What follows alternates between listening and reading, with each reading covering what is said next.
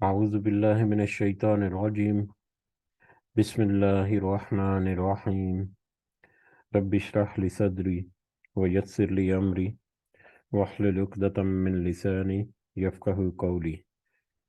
رب يسر ولا تعسر وتمم بالخير. اللهم لا سهل إلا ما جعلته سهلا وأنت تجعل الحزن إذا شئت سهلا. اللهم انفعنا بما علمتنا وعلمنا ما ينفعنا وزدنا علما. آمین یا رب العالمین. آج ہم انشاءاللہ اللہ کے خاص فضل و کرم سے اور اس کی خاص رحمت اور خاص توفیق سے ہم سورۃ النور کی آیت نمبر 61 سے آنورڈ سمجھنے کی کچھ کوشش کریں گے. سب سے پہلے ہم اسی کی حمد اور اسی کی تعریف اور اسی کا شکر ادا کرتے ہیں جس نے ہمیں اس قابل بنایا، جس نے ہمیں یہ وقت اور مہلت دی، جس نے ہمیں یہ وسائل عطا کیے، اور خاص کر ان ساری چیزوں کے درمیان جس نے ہمارے دلوں کو اس قابل کیا کہ ہم اس کی بات کو، اس کی نصیحت کو، اس کے بابرکت کلام کو سمجھنے کی کوشش کریں. اللہ تعالیٰ سے دعا ہے کہ اس کوشش میں ہمیں استقامت سے نصیب فرمائے، اس کی صحیح سمجھ عطا فرمائے، اس کے ذریعے سے ہمیں اپنی اور اپنے ساتھیوں کی اصلاح کرنے کی توفیق عطا فرمائے، اور دنیا کے ساتھ ساتھ خاص کر آخرت کی کامیابی ہمیں عطا فرمائے. آمین یا رب العالمین. تو آیت نمبر 61 سے پہلے جو کل ہم نے کچھ آیات پڑھی تھیں، آیت نمبر 58 سے لے کے آیت نمبر 60 تک 3 آیات، ان 3 آیات کا ترجمہ ایک دفعہ ہم یاد دہانی کے لیے دہرا لیتے ہیں. اللہ تعالیٰ فرماتے ہیں آیت نمبر 58 سے: اے ایمان والو، تم سے تمہاری ملکیت کے غلاموں کو اور انہیں بھی جو تم میں سے ابھی بلوغت کو نہ پہنچے ہوں اپنے آنے کی 3 وقتوں میں اجازت حاصل کرنا ضروری ہے. نماز فجر سے پہلے، ظہر کے وقت جب کہ تم اپنے کپڑے اتار رکھتے ہو، اور عشاء کی نماز کے بعد. یہ تینوں وقت تمہاری خلوت اور پردے کے ہیں. ان وقتوں کے ماسوا نہ تو تم پر کوئی گناہ ہے اور نہ ہی ان پر. تم سب آپس میں ایک دوسرے کے پاس بکثرت آنے والے ہو. اللہ اس طرح کھول کھول کر اپنے احکام تم سے بیان فرما رہا ہے. اللہ تعالیٰ پورے علم اور کامل حکمت والا ہے. اور تمہارے بچے بھی جب بلوغت کو پہنچ جائیں تو جس طرح ان کے اگلے لوگ اجازت مانگتے ہیں انہیں بھی اجازت مانگ کر آنا چاہیے. اللہ تعالیٰ تم سے اسی طرح اپنی آیتیں بیان فرماتا ہے. اللہ تعالیٰ ہی حکمت اور علم والا ہے. اور بڑی بھوری عورتیں جنہیں نکاح کی امید اور خواہش ہی نہ رہی ہو، وہ اگر اپنے اوپر کے کپڑے یا اوپر اپنا زینت کا حجاب جو ہے وہ اتار رکھیں تو ان پر کوئی گناہ نہیں، بشرطے کہ وہ اپنا بناؤ سنگار ظاہر کرنے والیاں نہ ہوں. تاہم اگر وہ بھی احتیاط رکھیں تو ان کے لیے بہت افضل ہے، اور اللہ تعالیٰ سنتا ہے اور جانتا ہے. یہ کچھ کل آیات ہم نے پڑھی تھی جو ہمیں اسی سورہ مبارکہ کی شروع کی جو آیات تھیں ان کی طرف بھی یاد دہانی اور رہنمائی دوبارہ سے کرتی ہیں، اور پھر ان شروع کی جو آیات میں جو ہمیں معاشرتی معاملات میں، معاشرتی آداب میں جو نصیحت تھی اللہ تعالیٰ کی، اس میں کچھ اضافی باتیں وہ ہمیں ان آیات سے ملی جو ہم نے کل پڑھی تھی. آج بھی ہم انشاءاللہ جو آیات پڑھنے جا رہے ہیں ان میں سے ایک آیت جو ہے آیت نمبر 61، وہ تو اسی سلسلے کی ایک کڑی ہے، اور پھر اس کے بعد ایک دوسرا ٹاپک ہے وہ بھی انشاءاللہ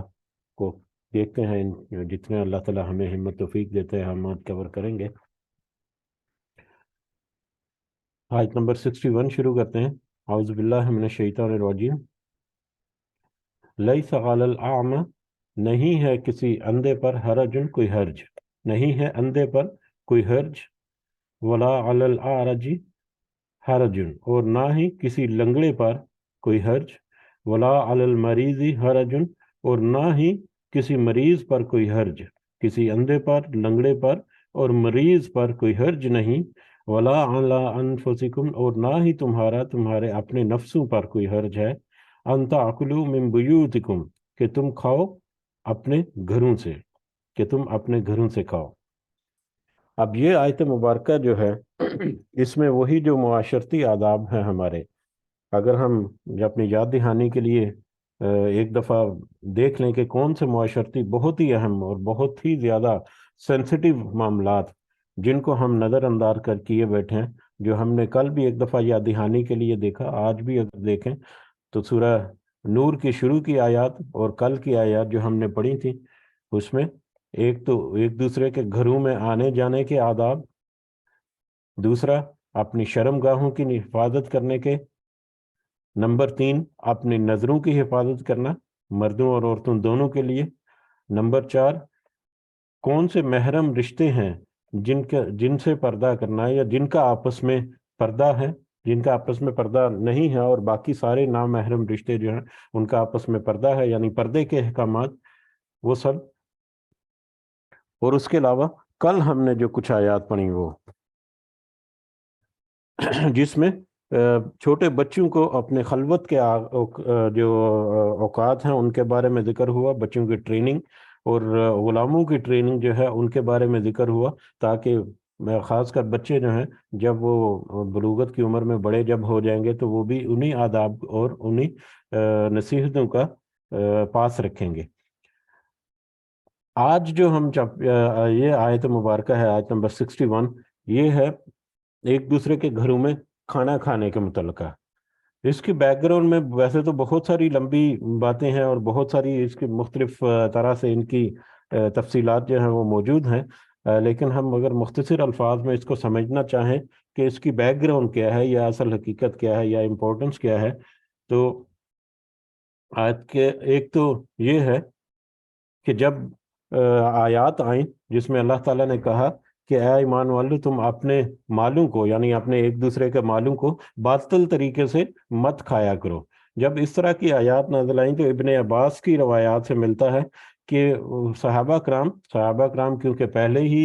نبی کریم صلی اللہ علیہ وسلم کے بڑے ہی انتظار کرتے ہیں تو کوئی حکم دیں کسی طرح سے تو ہم اس کے اوپر لبیک کہیں اور اس کے اوپر اپنے آپ کو حاضر کریں، تو اس طرح کے جب احکامات آتے تھے تو وہ بہت کیئرفلی اس کو سنتے تھے اور اس کے مطابق اپنا عمل کرتے تھے۔ تو جب اس طرح کی آیات آئی کہ ایک دوسرے کے مالوں کو تم باطل طریقے سے، ناجائز طریقے سے، ناحق طریقے سے مت کھاؤ،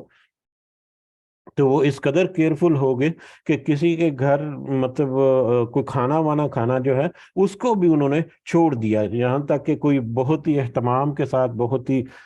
چاہت کے ساتھ یا بہت ہی اصرار کر کے کوئی کسی کو کھانے پر بلائے اور بڑے اہتمام کے ساتھ کوئی کھانے کی دعوت دے تو پھر وہ وہاں پر جاتے، اگر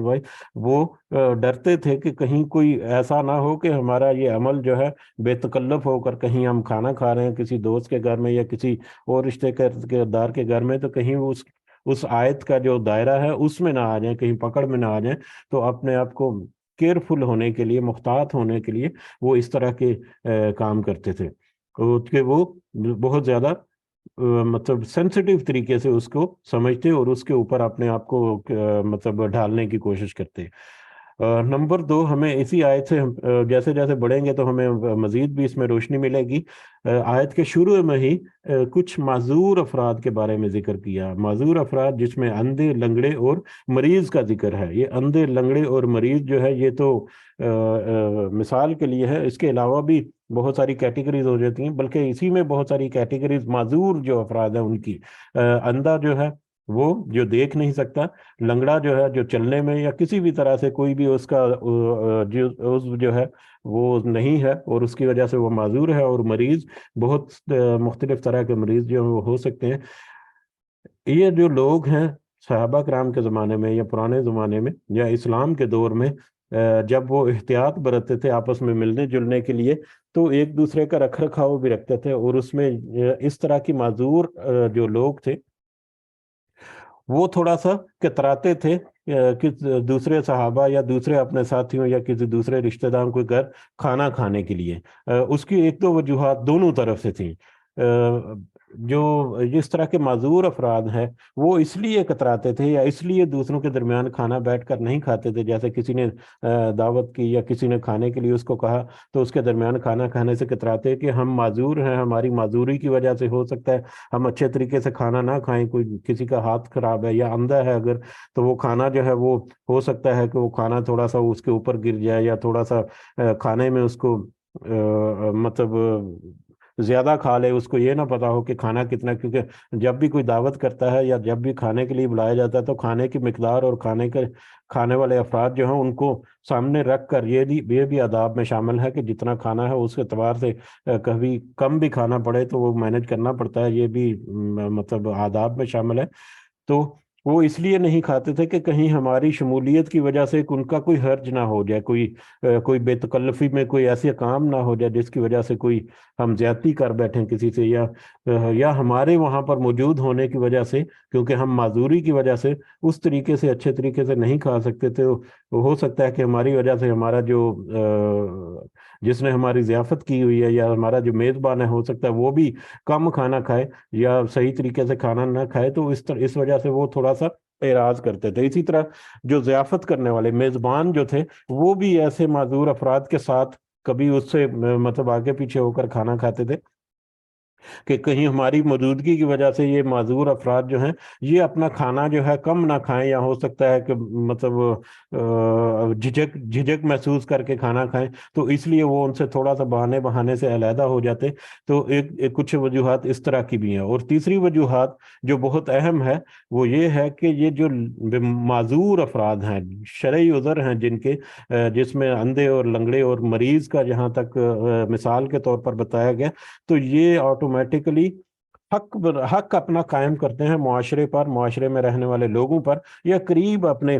قریبی رشتہ داروں پر بھی۔ اور کیونکہ یہاں پر کسی رشتے کا ذکر نہیں کی گیا کہ کوئی اندھا جو ہے تمہارا رشتہ دار ہے یا نہیں، یا لنگڑا یا مریض، رشتہ داری کو چھوڑ کر بھی اگر کوئی غیر رشتہ دار بھی ہے لیکن وہ معذور ہے تو اس کی معذوری اس کے لیے وہ حق قائم کرتی ہے کہ اس کے قریبی جو لوگ ہیں، اس کے ارد گرد رہنے والے لوگ، یا وہ اگر کہیں سے کچھ کھانا چاہے یا اس کو کھانے کی کوئی حاجت ہو تو اس کو کھانا کھلایا جائے، اس کی ضیافت کی جائے یا اس کے لیے کھانے کا اہتمام کیا جائے۔ تو ایک یہ بھی وجہ ہے، بہرحال بہت ساری وجوہات ہیں مختلف جس کی وجہ سے آیت کا پہلا حصہ جو ہے وہ اللہ تعالیٰ نے واضح کر دیا کہ رشتے کے ساتھ اٹیچ نہیں کیا، ویسے ہی معذوری کے ساتھ اٹیچ کیا کہ وہ لوگ جو معذور ہیں اندھے ہونے کی وجہ سے، لنگڑے ہونے کی وجہ سے، یا کسی مرض کی وجہ سے، اور مرض بھی آپ کو پتا ہے کہ بہت طرح کے مرض ہیں جو بہت مجبور کر دیتے ہیں ایک انسان کو بہت مختلف طریقوں سے، کہ ان پر اور تمہارے اپنے نفسوں پر کوئی حرج نہیں کہ تم اپنے گھروں سے کھاؤ، تمہارے اپنے نفسوں پر، یعنی یہ آیت جو ہے، آیت کا ہے یہ حصہ، تمہارے اپنے نفسوں پر بھی کوئی حرج نہیں کہ تم اپنے گھروں سے کھاؤ۔ اس کا تعلق جو ہے آیت کے اگلے حصے بھی بنتا ہے اور پچھلے حصے سے بھی، کہ جس طرح سے تم اپنے گھروں سے کھاتے پیتے ہو، جس طرح سے بے تکلف ہو کر، یا جس طرح سے تم مطلب بڑی آسانی کے ساتھ پرتکلف طریقے سے تم اپنے گھروں سے کھاتے ہو، اسی طرح سے یہ مریض اور لنگڑے اور اندھے جو ہیں، معذور جو ہیں افراد، ان کو بھی کھانا کھلانا، یا اگر وہ بھی تمہارے گھروں میں کھانا کھائیں آ کر تو ان کے لیے بھی کوئی حرج نہیں۔ اور اسی طرح سے آیت کے اس حصے کا کہ تمہارا اپنے نفسوں پر کہ تم اپنے گھروں سے کھاؤ، اگلے آیت کے اگلے حصے سے بھی ہے جس میں ہمیں مختلف رشتہ دار جو قریبی رشتہ دار ہیں جن کے گھروں میں کھانا کھانے کی کوئی ممانعت نہیں ہے، ان کی طرف اشارہ ہے کہ جس طرح سے تم اپنے گھروں میں کھانا کھاتے ہو بے تکلف ہو کر، اسی طرح سے تمہارے اوپر کوئی حرج نہیں کہ تم ان رشتہ داروں کے گھروں سے بھی کھانا کھا سکتے ہو۔ لیکن جب ہم آگے بڑھتے ہیں تو ہمیں ایک دو چیزیں مد نظر رکھنی ہے، اپنے ذہن میں رکھنی ہے، اور پریکٹیکلی بھی اس کو اپنانا ہے کہ اگر کوئی یہ حکم آ گیا بے تکلف ہونے کا، یا کہیں پر کوئی اجازت مل گئی، تو اس کا مطلب یہ نہیں کہ باقی جو احکامات ہیں ان کو بھلا دیا جائے۔ اگر کہیں پر کوئی کھانے کی دعوت ہے، کل بھی ہماری ایک سسٹر جو ہے انہوں نے یہ پوائنٹ ریز کیا تھا کہ ہم ایک دوسرے کے درمیان محبت بڑھانے کے لیے کھانا جو ہے وہ ایک بہت ہی اہم رول ادا کرتا ہے، کہ کسی کو کھانے کی دعوت دی جائے یا اس کو کھانا پیش کیا جائے، اور یہ ہمارے روزانہ کے معمولات میں 2-3 اوقات میں کم از کم تو ہوتا ہی ہے. تو یہ ایک بہت ہی اہم ٹول ہے ایک دوسرے کی محبت جو ہے اس کو برقرار رکھنے کے لیے. لیکن اس محبت کو برقرار رکھنے کے لیے اس میں بے تکلفی لانے کے لیے یہ بھی ضروری ہے کہ ہم دوسرے جو آداب ہیں ان کا بھی اہتمام رکھیں. کسی کے گھر گئے اگر تو اس میں گھر جانے کی اجازت کے جو آداب ہیں ان کو ضرور ملحوظ خاطر رکھنا ہے. شرم گاہوں کی حفاظت کا، نظروں کی حفاظت کا، پردے کا جو ہے اہتمام ہے. تو باقی ساری چیزیں جو ہے وہ باقی سارے احکامات اپنی جگہ پر قائم ہے. اس کا مطلب یہ نہیں ہوتا، کیونکہ اسی آیت میں آگے ایک حصہ ہے جس سے استدلال کرتے ہوئے کچھ جو ہو لوگ ہیں، جیسا کہ کل ہمارے سسٹر کہہ رہی تھی کہ کچھ علماء جو ہیں وہ کچھ اپنی طرف سے رائے میں اضافہ کرتے ہیں کہ یہ پردہ جو ہے چہرے کا پردہ ضروری نہیں، یا اس طرح کے معاملات. تو ہمارے معاشرے میں بھی بہت سارے لوگ مختلف ذہنیت کے موجود ہیں. تو ان آیت کے اس حصے سے استدلال کرتے ہوئے انہوں نے یہ نتیجہ نکالا کہ کیونکہ یہاں پر اوپن حکم ہے کہ مل کر کھاؤ پیو یا الگ الگ کھاؤ پیو، تمہارے لیے کوئی حرج نہیں. تو یہاں پر عورتیں اور مرد اکٹھے بیٹھ کر بھی کھانا کھا لیں تو اس میں کوئی حرج نہیں. حرج ایک اعتبار سے اس طرح سے نہیں ہے کہ پردے کا یا چہرے کے پردے کا جو اہتمام ہے وہ کیا گیا، لیکن اس کے علاوہ بہت سارے اور آداب جو ہیں جن کو پسے پشت نہیں ڈال سکتے. تو یہ کچھ ضروری باتیں تھیں جو اسی آیت مبارکہ کے حوالے سے تھے جو ہمیں اپنے ذہن میں رکھنی ہے جب ہم آگے بڑھتے ہیں. بہرحال واپس آتے ہیں اپنے سبق کی طرف.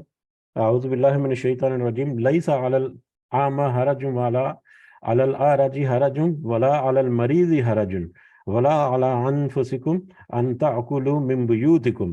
نہیں ہے اندھے پر اور لنگڑے پر اور مریض پر کوئی حرج، اور نہ ہی تمہارے اوپر تمہارے اپنے نفسوں پر کہ تم اپنے گھروں سے کھاؤ پیو، تم اپنے گھروں سے کھاؤ. او بیوت آبائکم، یا اپنے باپوں کے گھروں سے. اب آگے ایک لسٹ ہے ان لوگوں کی یا ان رشتوں کی جن کے گھروں میں جا کر بے تکلف ہو کر کھانا کھایا جا سکتا ہے. اس کا مطلب یہ ہے کہ اگر آپ ایک اہتمام سے ایک پراپر پروٹوکول کے ذریعے اجازت لے کر ان کے گھر گئے ہیں، وہاں پر پردے کا اہتمام بھی ہے، یہ ساری چیزیں موجود ہیں، اور وہاں پر کھانے کا وقت ہو گیا، یا وہاں پر اگر صاحب بیت جو ہے گھر کا سربراہ، یا گھر کا سربراہ اگر نہیں بھی ہے تو وہاں پر ان کے بچے یا کوئی بھی آپ کو اگر کوئی کھانے کی چیز پیش کریں تو جھجکنے کی ضرورت نہیں ہے. اگر آپ کو طلب ہے، آپ کی طبیعت مائل ہوتی ہے تو آپ اس کو کھائیں، اسی طرح سے کھائیں جس طرح سے آپ اپنے گھروں سے کھا سکتے ہیں. تو یہ کچھ لسٹ ہے ان رشتہ داروں کی یا ان رشتوں کی جہاں سے بے تکلف ہو کر ایک معقول طریقے سے، ایک معروف طریقے سے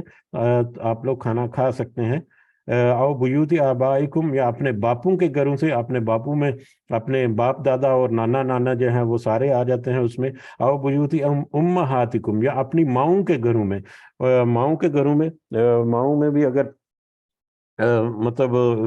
والد کی 2-3 بیویاں ہیں اگر، تو وہ ڈفرینٹ گھروں میں رہتی ہیں، تو اس صورت میں مطلب ان کے ساتھ بھی ایک محرم رشتہ ہے اپنی ماؤں کے ساتھ. تو اپنے ماؤں کے گھروں سے. او بیوت اخوانکم، یا اپنے بھائیوں کے گھروں سے. اس میں بھائی اور بتیجے وغیرہ جو ہے وہ آگے. او بیوت اخواتکم، یا اپنی بہنوں کے گھروں میں، اپنی بہنیں جو ہیں، بہنیں اور بھانجیاں اور بھانجے. او بیوت اعمامکم، یا اپنے چچاؤں کے گھروں سے. اپنے چچا جو ہیں اس میں وہ بھی. او بیوت عماتکم، یا اپنی پھپھیوں کے گھروں میں، اپنے چچا یا اپنے پھپھیاں. او بیوت اخوالکم، اور یا اپنے ماموں کے گھروں سے. یعنی یہ سارے گھر جو ہیں اپنے باپوں کے، اپنے ماؤں کے، بھائی بہن، چچا، پھپھیاں اور ماموں، یہ سارے گھر جو ہیں ان سے تم کھا سکتے ہو. کوئی اس میں عذر نہیں، کوئی اس میں حرج نہیں کہ تم وہاں پر معروف طریقے سے اگر تمہیں کھانا پیش کیا جائے یا کچھ کھانے کے لیے وہاں پر سرو کیا جائے تو تم وہاں پر کوئی حرج نہیں کہ تم اس کو نہ کھاؤ. او بیوت خالاتکم، یا اپنی خالاؤں کے گھروں سے. او ما ملکت مفاتیح، یا ان ہاں، او ما ملکت مفاتیح، یا جو تم مالک بنے ہو اس کی چابیوں کے. یا تم مالک بنے ہو اس کے چابیوں کے. اب اس میں بھی 1-2 پوائنٹس ہیں. ایک پوائنٹ تو یہ ہے کہ اس وقت صحابہ کرام جب وہ کسی لمبے سفر پر نکلتے کہ تجارت وغیرہ کے لیے یا جہاد وغیرہ کے لیے، تو پیچھے اپنے گھروں کی حفاظت کرنے کے لیے یا صفائی ستھرائی یا اس کی دیکھ بھال رکھنے کے لیے یا اس کا सिक्योरिटी पर्पस के लिए भी कह सकते हैं कि वो अपने चाबियां जो है अपने घरों की वो अपने कुछ रिश्तेदारों को कभी दे गए, या कभी ये जो माजूर अफराद जिनका ऊपर तज़किरा हुआ, जो उज़र की वजह से वो सफ़र पर या जिहाद वगैरह पर नहीं जा सकते थे, तो उनके हवाले कर देते कि ये चाबियां जो है ये तुम अपने पास रखो, मतलब कभी चक्कर लगा लेना, कभी कोई सफाई सुथराई अगर मुमकिन हो तो वो कर देना, या ख्याल रखना, या इस तरह से। लेकिन वही जो आयत हमने मतलब शुरू में देखी कि सहाबा कराम जो है वो बड़े केयरफुल, बहुत ही ज्यादा मुख्तात होते थे कि हम किसी तरीके से बच जाएं कि कोई ये आयत जो है कि किसी बातिल तरीके से तुम एक दूसरे का माल को मत खाओ, तो उसमें उनको भी इजाजत मिल गई कि क्योंकि वो उन्होंने तुम्हें इख्तियार दिया है कि तुम उनके घरों को खोलो जाकर, और उनको यहाँ पर कोई सफाई वगैरह या कोई ख्याल रखना है तो वहां पर जाकर अगर तुम्हें कोई चीज मतलब सफाई वगैरह कर रहे हो या कुछ मतलब वहां पर कुछ थोड़े अरसे के लिए गए हो, तो अगर कोई तुम्हें भूख लगी है, कोई वहां पर कोई दूध या पानी वगैरह पड़ा हुआ है या कोई खाने की चीज पड़ी हुई है, तो तुम उसको खा सकते हो, वो तुम्हें अल्लाह ताला की तरफ से इजाजत है। इसी तरह से मुलाजम वगैरह जो है अक्सर घरों की सफाई वगैरह के लिए चाबियां वगैरह भी उनके पास होती हैं, और वो मुख्तलिफ घरों के मुख्तलिफ पोर्शन में जाते हैं और सफाई वगैरह करते हैं, और सारा दिन अगर वो वहां पर रहते हैं तो वो भी इस कैटेगरी में आ जाते हैं, जो घर का इंतजाम और घर की सफाई वगैरह के अगर उसमें से वो कुछ खा भी ले तो कुछ हर्ज नहीं है। लेकिन इसमें ये लाजिम है कि मारूफ तरीके से वो चीजें जो मालिक ने छुपा कर रखी हुई हैं कहीं, या कहीं पर कोई स्टोर की हुई हैं, या कोई कीमती चीजें जो है जिनको एहतमाम के साथ एक अलग से रखा हुआ है, उन चीजों की तरफ नजर दौड़ाना या उन चीजों के ऊपर नजर रखना या उन चीजों को ऐसे मतलब इस्तेमाल कर लेना, इसकी इजाजत फिर भी नहीं है मारूफ तरीके से। यानी किचन वगैरह में, जैसे आजकल हमारे फ्रिज वगैरह में कोई चीज पड़ी हुई है, भूख लगी है या कोई ऐसी चीज है, तो वहां से तो वो लेकर कुछ खाया पिया जा सकता है, वो भी एक मारूफ तरीके से, एक लिमिटेड तरीके से। ऐसा भी नहीं कि सारा कुछ हड़प कर जाओ और बस बाद में मालिक जो जब आए तो वो परेशान हो जाए, या उसकी कीमती चीजें या कीमती खुराक जो है, बहुत सारे इस तरह के मामलात हैं जिसमें इख्तियात की बरतर ज़रूरत है, और मारूफ तरीके से हम जब कहें तो उसमें हमें बहुत सारी एहतियातें जो हैं उसकी तरफ इशारा मिलता है। तो इस तरह से वो लोग जिनके पास तुम्हारे घरों की चाबियां हैं,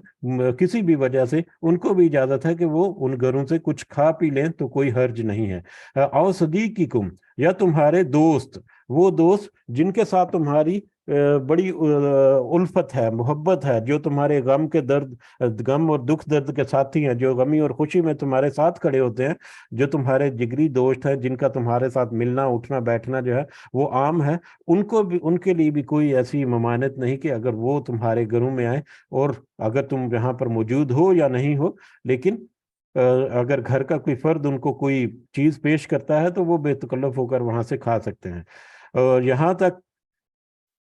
बहुत ही अहम ये है, खासकर कल की जो बात थी हमारी सिस्टर ने की थी उस हवाले से कि हमारा इस्लाम जो है वो हमें ज़ाहरी तौर पर तो छोटी छोटी सी बातें हैं, लेकिन उनको फिर अल्लाह ताला बार बार कहता है कि खोल खोल कर बयान करता है, खोल खोल कर बयान करता है, ताकि ये नसीहत की बातें हैं जिसमें बहुत गहरी हिकमतें हैं। और जैसा कि कल जिक्र हुआ कि हम अहले मगरब जो है उसको मतलब इखलाकियात के तौर पर उसको देखते हैं कि वो बहुत माशरा जो है वो बहुत इखलाकी तौर पर बहुत बुलंद है, लेकिन उसमें बहुत सारी दूसरी पस्तियां भी मौजूद हैं, बहुत सारी दूसरी ऐसी चीजें हैं जहां पर उनको अखलाक का कोई एहसास नहीं, जहां पर उनको उनके अखलाकियात जो हैं वो भाड़ में चली जाती हैं। उसमें वालिदैन की कैसे एक दूसरे की इज्जत करनी है, एक दूसरे के साथ कैसे उठना बैठना है, कैसे वो इह्तमाम करना है, मतलब रिश्तों के साथ एक दूसरे को पास रखने का, ऐसी उनमें कोई अखलाकियात नहीं है। तो लिहाजा जो उनकी अखलाकियात हमें सिखाते हैं, अच्छी बात जो है उसको जरूर पकड़ना चाहिए, लेकिन जो चीजें अल्लाह ताला ने हमें कुरान में हुक्म दी हैं वो अखलाकियात से बहुत ऊपर की चीजें हैं, वो बहुत आला अफजल चीजें हैं, वो नसीहतें मामूली नसीहतें नहीं, उनमें बहुत गहरी हिकमत मौजूद होती है। इसलिए उनको खास तरीके से खास इख्तिमाम के साथ हमें अल्लाह का हुक्म समझ कर, बेशक उसमें अखलाकियात भी हैं वो उनको मलहूज हाथ रखें, लेकिन उसको हम अपने जहन में अल्लाह के हुक्म को समझ कर उसको जब करेंगे तो उसमें हमारा जो एक जहनी जो लेवल है वो चेंज हो जाएगा, हमारी नीयत के मुताबिक हमारा अमल जो है उसमें बहुत ज्यादा फर्क आ जाता है। तो ये खाने पीने के एक दूसरे के घरों में आदाब जो अल्लाह अल्लाह ताला ने यहाँ पर बता दिए, ये भी हमारी जिंदगी में बहुत अहम रोल प्ले कर सकते हैं, एक दूसरे की मोहब्बत बढ़ाने के लिए, एक दूसरे के एहसास को जगाने के लिए, या एक दूसरे के मामलात जो हैं उनको کیسے ایک دوسرے کی ہم مدد کر سکتے ہیں اور بہت سارے معاملات میں. لیس علیکم جناح، نہیں ہے تمہارے اوپر کوئی گناہ، ان تاکلوا جمیعا، کہ تم سب اکٹھے کھاؤ، او اشتاتا، یا الگ الگ. تمہارے اوپر اس بات میں بھی کوئی گناہ نہیں کہ تم چاہے اکٹھے بیٹھ کر کھاؤ ایک ہی جگہ پر، چاہے الگ الگ. یہ آیت کا یہ حصہ، اسی کا حوالہ میں نے شروع میں دیا تھا کہ اسی آیت سے استدلال کرتے ہوئے کچھ جو ہے لوگ انہوں نے یہ کہا ہے کہ مطلب مرد اور عورت مخلوط قسم کے محفل جما کر بھی بیٹھ سکتے ہیں، حالانکہ کچھ خاص مطلب کوئی ایسی مجبوری ہو تو اس میں ممکن ہے، ناممکن نہیں ہے. اس میں ممکن ہے کہ ایک جگہ پر بیٹھ کر کھایا جا سکتا ہے، لیکن اس صورت میں بھی جو باپردہ خواتین ہیں سبحان اللہ، وہ اپنے پردے کا اہتمام کرتی ہیں. ایسا بہت دفعہ دیکھنے میں آیا ہے، وہ اپنے پردے میں جو بھی انہوں نے نقاب وغیرہ اوڑھا ہوتا ہے اس کے نیچے سے بھی وہ اس میں کھا لیتی ہیں. لیکن یہ مجبوری کی حالت میں ہمیں سمجھنا چاہیے کہ کہیں پر جگہ بہت تھوڑی ہے تو بہت سارے دوسرے طریقوں سے ہم اہتمام کر سکتے ہیں پردے کا، کہ پہلے مرد حضرات کھا لیں یا پہلے خواتین جو ہیں وہ اپنا طعام جو ہے کھا لیں، اس کے بعد مرد جو ہیں وہ کھا لیں. الگ الگ محفل کر سکتے ہیں ایک ہی جگہ پر بھی، یہ بہت سارے مختلف طریقے. لیکن کہیں پر کوئی اگر مجبوری ہے، کوئی جو ان اوائڈیبل سرکمسٹانسز میں، تو اس میں کوئی مطلب اہتمام کیا جا سکتا ہے. لیکن اس میں پردے کا اہتمام جو ہے وہ بہت ضروری ہے، اس کے بغیر کسی طرح سے کوئی اجازت نہیں ہوگی کہ ہم اس میں کوئی کمپرومائز کریں. ٹھیک ہے. اب اسی آیت مبارکہ اس حصے کے بیک گراؤنڈ میں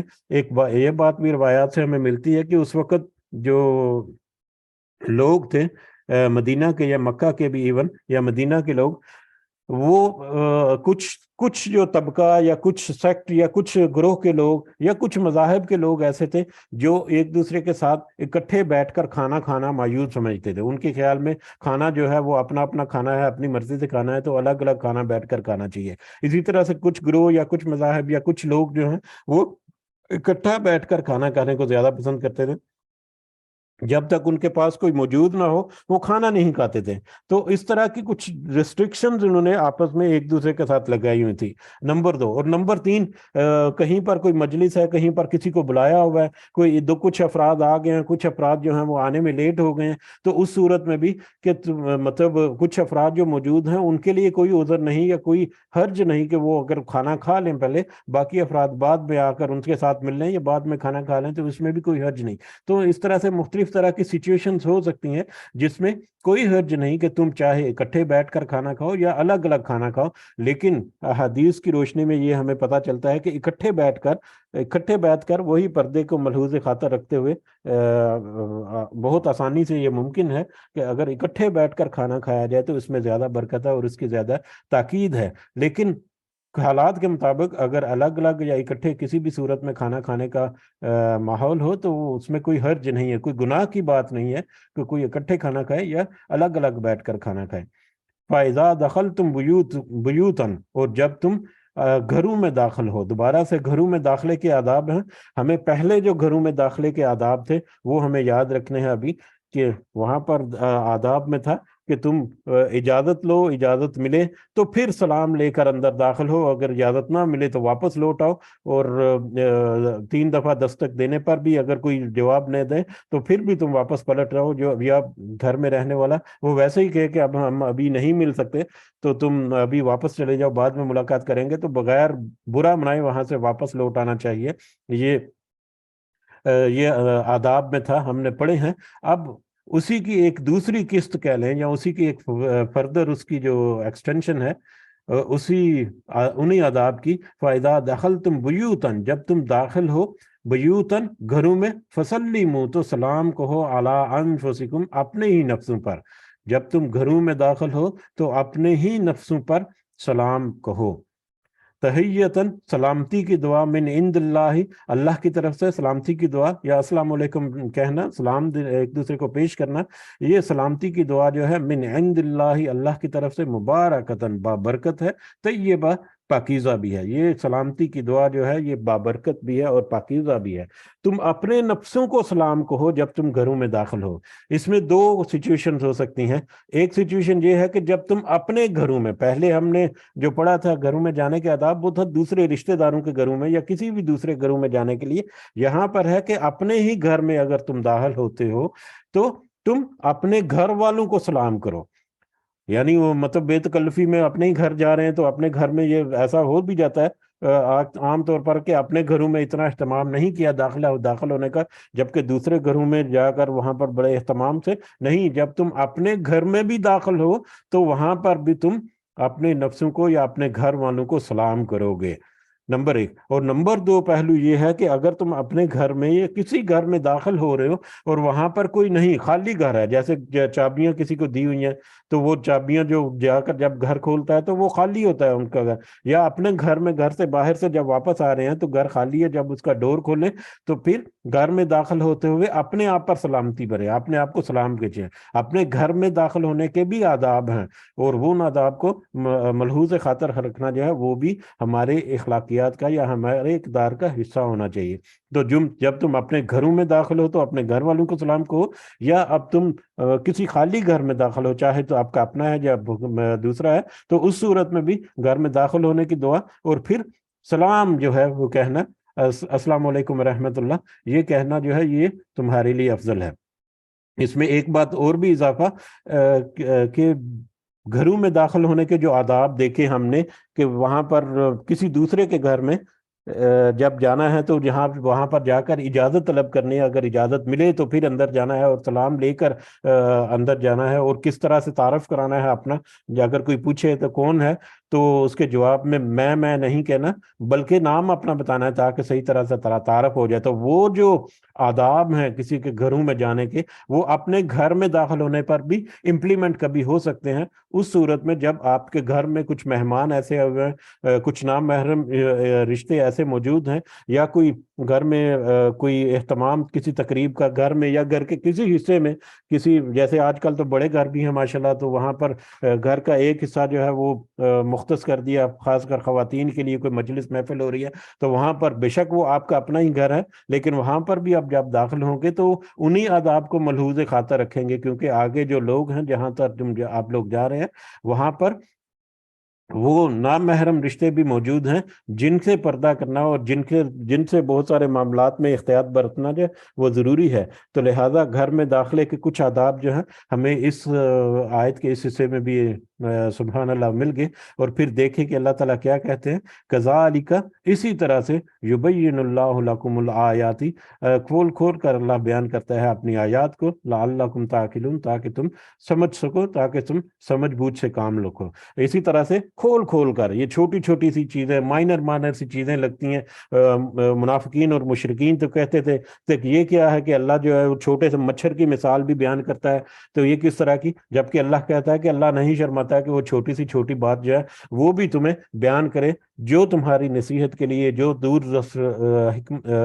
दूररस नताइज हासिल करने के लिए जो हिकमत से बड़ी बातें हैं, अल्लाह ताला नहीं शर्माता कि वो बयान करे। और वो छोटी से छोटी बात जो है जो हमारे लिए ज़रूरी है, हमारी ऑपरेशन एंड मेंटेनेंस के लिए, हमारी ज़िंदगी को गुजारने के लिए, और ना सिर्फ ज़िंदगी गुजारने के लिए बल्कि अपने अमाल का वज़न बढ़ाने के लिए, यही काम हम डेली करते हैं। एक दूसरे के घरों में आते जाते हैं, मतलब मिलते जुलते हैं, खाना खाते हैं, लेकिन बहुत सारे तरीके जो आदाब हैं उनको हम अल्लाह का हुक्म समझकर, इखलाकियात ठीक मौजूद अपनी जगह पर, लेकिन अल्लाह का हुक्म समझकर अगर उसको हम अपनी ज़िंदगी में दाखिल करेंगे तो हमारे जो अमाल हैं उनका वज़न भी बढ़ता चला जाएगा। क्वांटिटी जो है बेशक उतनी रहे लेकिन उसमें वज़न जो है वो इजाफा होता चला जाएगा, और ये वज़न जो है यही वज़न मीज़ान में है। चाहे आप एक नेकी करें लेकिन एक नेकी इतनी उम्दा हो कि वो कई हजार नेकियों से उसका वजन ज्यादा हो जाए, वही आपके लिए ज्यादा फायदेमंद है। तो लिहाजा ये छोटी छोटी बातें जो हैं ज़ाहिरी तौर पर हमें मामूली सी लगती हैं, लेकिन मेरे आज भाई अतीकुर रहमान साहब भी हैं यहाँ पर मौजूद हैं, तो मैं उनकी तवज्जो से भी यहाँ पर मैं दोबारा से करना चाहूँगा कि हमारे माशरे में जो ये छोटी छोटी सी चीज़ें हैं ये अल्लाह ताला ने हुक्म दिए हुए हैं। یہ کوئی آپشنل نہیں ہے، یہ اللہ تعالیٰ کے حکم ہے، جو ان حکموں کو سمجھ کر سن کر بھی ان سے روگردانی کرتا ہے، ان کے بارے میں سوال جواب ہوگا، ان سے پوچھ گچھ ہوگی۔ لہٰذا ہمیں ان چھوٹی چھوٹی چیزوں کا، ان چھوٹی چھوٹی باتوں کا احساس رکھتے ہوئے، اللہ کا حکم سمجھتے ہوئے ان کو اپنانا ہے اور ان کے اوپر عمل کرنا ہے، اور جہاں تک ممکن ہو بہت آسانی سے ہم احتیاط کر سکتے ہیں، ہمیں احتیاط کرنی ہے، کیونکہ اللہ نے یہاں پر کہہ دیا کہ کیسے وہ کھول کھال کر چھوٹی چھوٹی سی باتیں، معمولی معمولی سی دیکھنے والی نظر آنے والی باتیں ہیں، وہ بھی اللہ تعالیٰ نے بہت کھول کھول کر واضح طور پر ذکر کر دی قرآن مجید میں بھی، اور پھر احادیث میں اس کے فردر ایکسپلینیشن جو ہے پریکٹیکل ایگزامپل کے طور پر وہ بھی نبی کریم صلی اللہ علیہ وسلم نے ہمارے سامنے پیش کر دی، اور یہ سارا کچھ اس لیے پیش کر دیا لعلکم تعقلون، تاکہ تم سب سمجھ جاؤ، تاکہ تم سب عقل رکھو، عقل سے کام لو، اور ان چیزوں کو اپنا کر اپنے اعمال کا جو وزن ہے وہ بھی بڑھاتے رہو، اور اس دنیا کے ساتھ ساتھ آخرت کا جو کرنسی ہے وہ بھی اپنے اکاؤنٹ میں، اپنے بینک بیلنس میں جمع کرتے رہو۔ اسی کے ساتھ یہاں پر رکتے ہیں۔ اللہ تعالیٰ سے دعا ہے کہ یہ جو چھوٹی چھوٹی باتیں ہیں، ان کی حکمت جو ہے وہ بہت گہری اور بہت وسیع ہے۔ اللہ تعالیٰ سے دعا ہے کہ ہمیں اس پر عمل کرنے کی توفیق عطا فرمائے، اور اس کی سمجھ عطا کرنے کے ساتھ ساتھ دوسروں کو بھی ان معاملات میں سمجھانے کی اللہ تعالیٰ ہمیں توفیق عطا فرمائے۔ آمین یا رب العالمین، وما علینا الا البلاغ المبین۔ جی اگر کچھ اضافہ کرنا چاہ رہے ہیں تو کر سکتے ہیں۔ سبحان اللہ، ظاہری طور پر تو دیکھنے میں ایک ہی آیت لگتی ہے، لیکن اس میں ابھی بھی تشنگی نہیں ہوتی کہ اس میں اتنے پوائنٹس ہیں جن کے اوپر بات ہو سکتی، لیکن ہمارے وقت کی مجبوری یا معذوری کہہ لیں، کہ اللہ تعالیٰ سے پھر بھی دعا ہے کہ جو بھی ہم سمجھتے ہیں تھوڑا بہت، وہ بھی ہمارے لیے اہم ہے کہ ہم اس کو ہی کم از کم اپنا لیں۔ جی اگر کوئی اضافہ کرنا چاہ رہے ہیں آپ تو کر سکتے ہیں۔ جزاکم اللہ خیرا کثیرا۔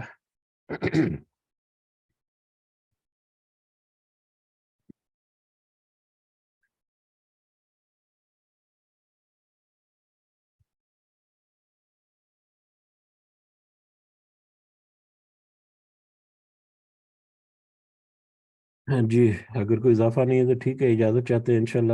دعا میں ضرور یاد رکھیں، اللہ تعالیٰ ہم سب کو